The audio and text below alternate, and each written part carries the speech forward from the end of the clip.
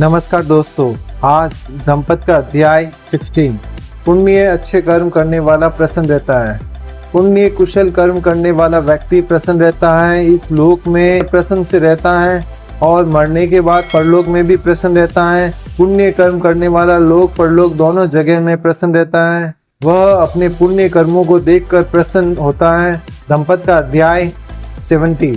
भलाई करने वाला दोनों लोक में सुखी रहता है। भलाई करने वाला यहाँ इस लोक में आनंदित होता है और प्राण छोड़कर परलोक में भी आनंदित होता है। पुण्य अच्छे कर्म करने वाला दोनों लोक में आनंदित होता है। मैंने पुण्य कर्म किया है ये सोचकर आनंदित होता है और सुगति अच्छी गति पाकर और भी अधिक आनंदित होता है। दंपत का अध्याय 80। सत्कर्म ही सुख का आधार है।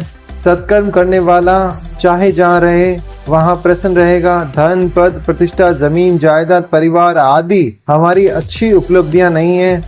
आवश्यकता के अनुसार ये सभी जरूरी हैं, लेकिन राग, द्वेष, मोह, लोभ के वशीभूत व्यक्ति इन्हें ही जब सुख समझकर इन्हीं में डूब जाता है तो दुखी रहता है। भौतिक वस्तुओं में सुख शांति नहीं मिलती। ये सभी नश्वर हैं, ये सभी यहीं रह जाते हैं। व्यक्ति के सत्कर्म ही साथ चलते हैं। सत्कर्म ही सुख का आधार है।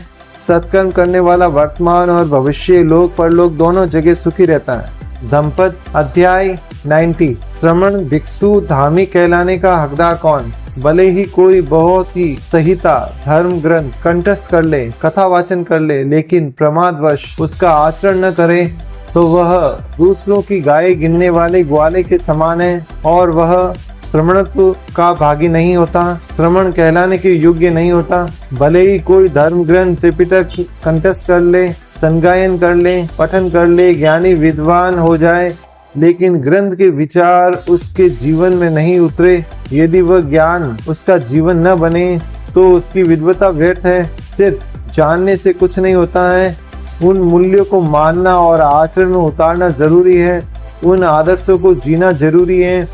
धार्मिक ग्रंथों, किताबों की वाणी, उपदेशों को याद करना, पाठ करना, भाषण करना बहुत ही आवश्यक है, लेकिन उनके विचारों को व्यवहारिक जीवन में उतारना, अपनाना अत्यंत आवश्यक है। मन के विकारों का मेल तभी साफ होगा जब सद्गुणों का व्यवहार किया जाएगा। महत्वपूर्ण ये नहीं है कि कोई कितनी बड़ी बात कहता है, महत्वपूर्ण तो ये है कि वह कितना करता है। कथनी और करनी में अंतर नहीं होना चाहिए। जीवन की सुख शांति के उपदेशों, शिक्षाओं, वचनों से भरे ग्रंथों, संहिताओं, वाणी, संग्रहों, कथाओं का कोई पाठ करता रहे, वाचन करता रहे, उन पर भाषण करता रहे, लापरवाही में वह उनके अनुसार आचरण नहीं करे तो वह श्रमणत्व का भागी नहीं है, श्रमण कहलाने का अधिकारी नहीं है। श्रमण का अर्थ है जिसने ज्ञान, श्रम, अनुभव करके ज्ञान को अर्जित किया है, उधार नहीं लिया, चुराया नहीं है, बासी नहीं है, जिसने अपने अनुभव से जीवन के सत्य को जाना है, श्रम से जिसने अर्जित किया है वह श्रमण कहलाता है। कोई व्यक्ति ग्रंथों, किताबों के पन्नों को पढ़े, याद रखे, रटे, पठन करे, भाषण करे और यदि वह व्यक्ति किताबों में कहे वचनों, शिक्षाओं को अपने जीवन में आचरण में उतारता है तो वही श्रमण है, वही भिक्षु है, वही धार्मिक है।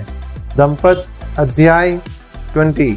जो धर्म को आचरण में उतारे वही श्रमण है, भिक्षु है।